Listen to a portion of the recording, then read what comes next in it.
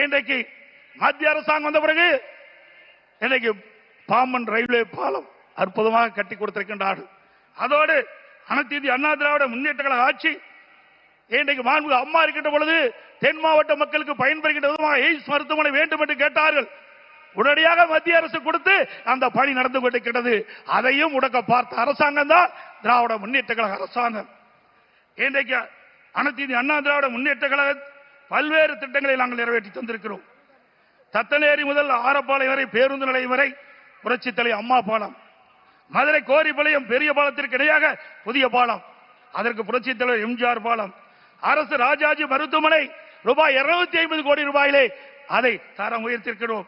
மதுரை காமராஜர் பல்கலைக்கழகம் 50 கோடியிலே உயர்மட்ட பாலம், ஸ்மார்ட் சிட்டி திட்டத்தைகள் மத்திய மாநில அரசு சுமார் 1100 கோடி ஒதுக்கப்பட்டிருக்கிறது.